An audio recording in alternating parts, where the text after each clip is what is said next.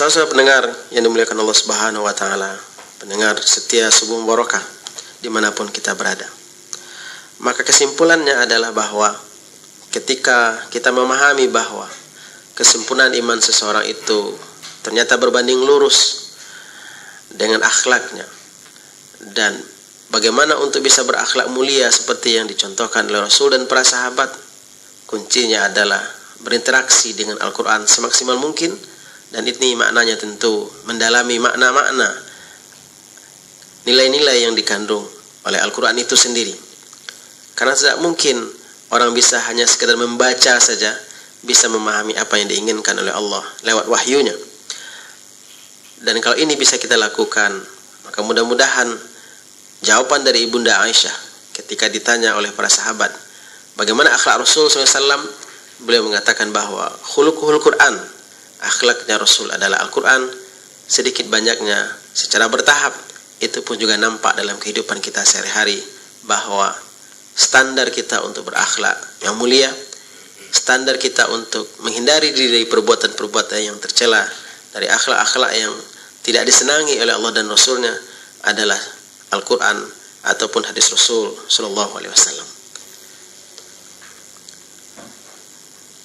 Baik saudara pendengar, demikian tausiah pengantar diskusi kita dalam Subuh Barokah pagi hari ini, mengangkat topik keutamaan akhlak oleh Al-Ustaz Haji Mulyadi Muslim LCMA. Dan pendengar, kita segera masuk ke sesi tanya jawab. Silakan bagi Anda yang ingin bergabung di 812-878-812-414 dan 0811666695 untuk SMS Anda. Ya, halo, assalamualaikum. Waalaikumsalam warahmatullahi wabarakatuh. Ya, dengan siapa Ustaz? Hamba Allah. Hamba Allah, silakan Ustaz. Ya. Assalamualaikum Bapak narasumber, Bapak Mulyadi Muslim. Waalaikumsalam Pak. Laisa sadajo buyambo. Alhamdulillah. Ini yang saya tanyakan mengenai hikmah dari Al-Ahzab ayat 21 itu. Laqad kana lakum fi rasul uswatun hasanah. Ya. Kemudian dikaitan dengan Al-Qalam ayat 4 tadi. Ya. La'ala khuluqin Azim. Wa innaka la'ala khuluqin azim. Wa innaka la'ala khuluqin azim. Ya. Ya. Jadi maksud saya dari bermacam buku yang saya baca, itu susunan daripada akhlak Nabi itu adalah pertama siddiq, jujur. Ya. Yang kedua amanah. Yang ketiga fatonah. Yang keempat tabligh. Ya Pak. Jadi bolehkah saya berpendapat bahwa induk akhlak daripada Nabi ini adalah bertabligh?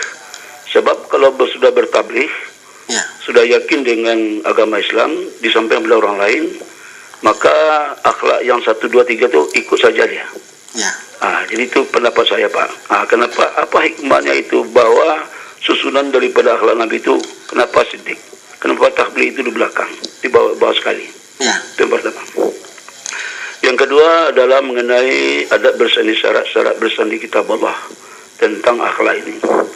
Orang tua kita zaman dahulu Minangkabau ini sudah berpantun, Pulau Pandan jauh di tengah, di balik Pulau Angsa Dua, hancur badan di kandung tanah, budi baik terkenang jua. Jadi maksud saya begini, ada enggak syair-syair dari orang Arab, khususnya Jazirah Arab itu, Arab Saudi itu, di mana Nabi kita dilahirkan, arah-arahnya seperti ini. Ya. Itu yang ketiga, Bapak yang saya muliakan, manakah yang lebih besar dosanya? Itu perbuatan fujuraha, yaitunya fahsya dengan mungkar di sisi Allah. Kenapa contohnya daripada perbuatan fahsya dan perbuatan mungkar itu? Atas jawabannya, untuk penambah ilmu Islam saya ucapkan terima kasih. Assalamualaikum warahmatullahi wabarakatuh. Waalaikumsalam. Ya, Waalaikumsalam warahmatullahi wabarakatuh. Terima kasih hamba Allah di Padang. Dan kita gabung aja Ustaz ya. Ya, tak boleh. Berikutnya 812414. Halo, assalamualaikum. Waalaikumsalam warahmatullahi wabarakatuh. Iya. Dengan Pak Jasmir. Iya benar. Oke, silakan Pak Jasmir. Bu ya. Ya. Ya Pak, saya Pak. Menyimak dari awal apa yang dia sampaikan itu tadi, ya mungkin ya ada tandingan akhlak Rasulullah Sallallahu Alaihi Wasallam. Ya.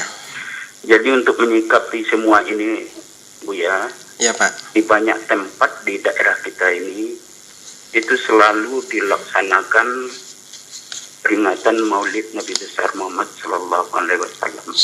Ya. Ya, termasuk saya sendiri, Buya, terus terang saya dilahirkan dalam kehidupan ya cinta Rasulullah.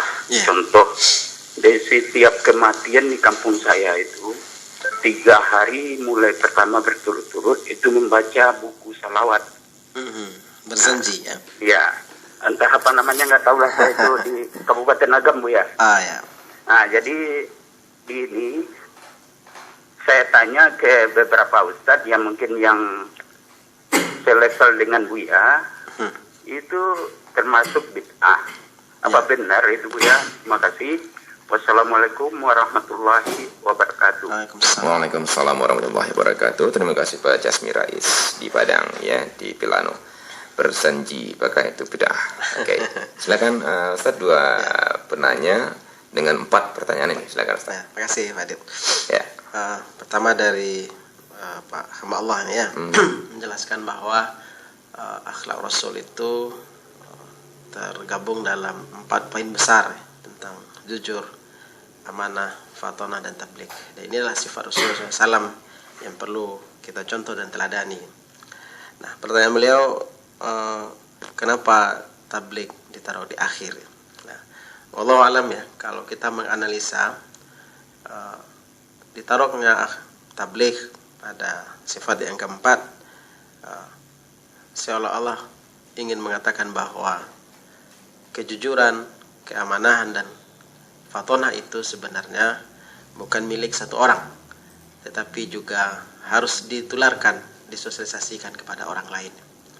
Inilah yang saya maksudkan di awal, bahwa kesolehan dan ketaatan kepada Allah Subhanahu wa Ta'ala dalam bentuk ibadah ataupun mungkin dengan akhlak-akhlak yang mulia seharusnya juga menjadi milik orang lain, yang dalam bahasa dakwah dikatakan amar ma'rufnya. Kita harus menularkannya kepada masyarakat, kita harus menularkannya kepada orang lain, kita harus menularkannya kepada keluarga, anak generasi kita. Karena keislaman itu akan terasa rahmatan lil alaminnya ketika dimiliki, dirasakan oleh orang lain. Tidak mungkin kita mengatakan yang penting saya soleh, yang penting saya taat, orang lain terserah dialah. Ini bukan pemahaman dari agama yang benar. Pemahaman agama yang benar adalah kesolehan yang kita miliki, akhlak terpuji yang kita miliki seharusnya juga ditularkan kepada orang lain. Dan inilah makna dari tabligh itu sendiri, menyampaikannya kepada orang lain. Dan dalam kajian-kajian dakwah pun juga dikatakan bahwa yang namanya sebuah kebenaran, ada kalanya mungkin kita secara pribadi belum bisa melakukannya, tetapi orang lain barangkali bisa mengerjakannya. Sehingga karena halangan itu tidak berarti kita biarkan atau kita sembunyikan kebenaran itu. Dan inilah kewajiban kita untuk dalam makna mensosialisasikannya. Dan akhlak ini sebenarnya butuh contoh, butuh teladan. Dan ini manusiawi. Anak pasti akan mencontoh orang tuanya. Orang yang masih remaja pasti akan melihat orang yang lebih besar atau dewasa dari dia. Nah, maka dalam kondisi ini bisa dibenarkan Pak Meo yang mengatakan kalau orang tua kencing berdiri, mungkin saja anaknya kencing berlari. Padahal ini sebenarnya dalam konsep Islam tidak dibenarkan. Contoh itu harus diambil dari yang baik. Tapi fitrah kemanusiaan adalah melihat apa yang di sekitar dia. Dan karena Rasul SAW membawa kebenaran, yaitu al-Islam, dan dibuktikan oleh Rasul bahwa Islam ini harus disebarkan, dan ini dicontoh, diteladani oleh para sahabat. Nilai-nilai kebenaran itu, nilai-nilai kesempurnaan Islam itu, sampai ke kita hari ini, karena adanya usaha tabligh menyampaikan kepada kita. Adapun yang kedua, dalam pertanyaan Bapak hamba Allah ini, apakah di syair Arab atau sastra Arab juga ada makna yang hampir sama lah dengan falsafah kita adat bahasa syarak bahasa kitabullah. Persis sama tentu tidak ya, karena dia sesuai dengan kulturnya masing-masing. Tapi dalam sebuah syair dikatakan bahwa lisanul fata nisfun wa nisfu fuaduhu. Nilai seseorang itu terletak dalam dua hal saja. Pertama, tentang lisannya. Apakah dia orang yang jujur atau dia adalah orang pembohong besar, munafik, suka menipu, atau mungkin dengan lisannya dia sering bergunjing, dia sering menjelekkan orang lain, memfitnah. Kemudian yang kedua, wanisfu fuaduhu, dan separuhnya lagi adalah kebersihan hatinya. Jadi hampir sama sebenarnya dengan makna falsafah adat kita, bahwa nilai seseorang itu dilihat dari bagaimana akhlak dan perilakunya, dan ini adalah menjadi standar untuk menilai orang lain apakah dia baik atau tidak. Ini lebih kurang jawaban dari pertanyaan pertama. Adapun tentang kecintaan kepada Rasulullah SAW seperti ditanyakan oleh Pak Jasmir, membaca salawat Nabi yang mungkin bukunya Abarzanji atau yang sejenisnya ketika meninggal, ini sebenarnya kan kajiannya tentang akidah ya, tapi dia masuk juga kepada wilayah fikih boleh atau tidak. Nah, dalam kajian kita tentang akhlak, kecintaan kepada Rasul SAW memang harus nampak dalam kehidupan sehari-hari. Seminimal-minimalnya adalah bersalawat. Ketika disebut namanya, kita mengatakan sallallahu alaihi wasallam. Tapi yang lebih besar dari itu seharusnya dilakukan oleh setiap umat muslim ini adalah bagaimana satu persatu dari akhlak Rasul ini kita buktikan juga dalam kehidupan kita sehari-hari. Dan inilah yang namakan dengan meneladani Rasul sallallahu alaihi wasallam.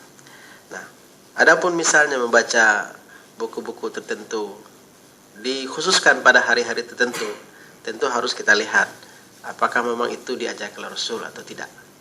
Ketika memang diajarkan, maka bisa jadi dia bernilai ibadah.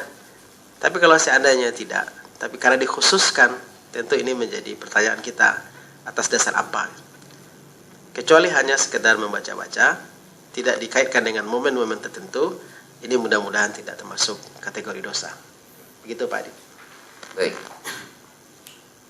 Terima kasih Ustaz. Namun ada satu pertanyaan dari Mbak Allah tadi yang masih tertinggal oleh Ustaz. Masalah mana yang lebih besar, dosa fahsya atau mungkar? Ya. Fahsya atau mungkar. Tentang fahsya dan mungkar. Ya.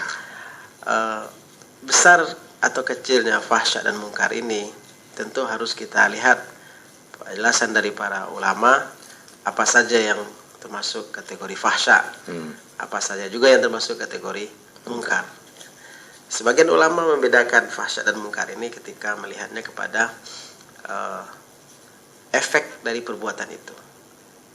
Sebagian ulama mengatakan bahwa fahsya ini terkait dengan perbuatan dia sendiri yang mungkin berefek kepada dirinya sendiri. Mungkin bergunjing, berghibah, maka dia termasuk kategori fahsya. Adapun yang dikatakan mungkar, mereka mengatakan bahwa efek dari perbuatan itu berimbas kepada orang lain. Misalnya mengadu domba. Tentu kalau ini misalnya pendekatannya, kalau yang lebih banyak efeknya itu adalah mungkar, tentu dosanya jauh lebih besar daripada sekedar fahsya.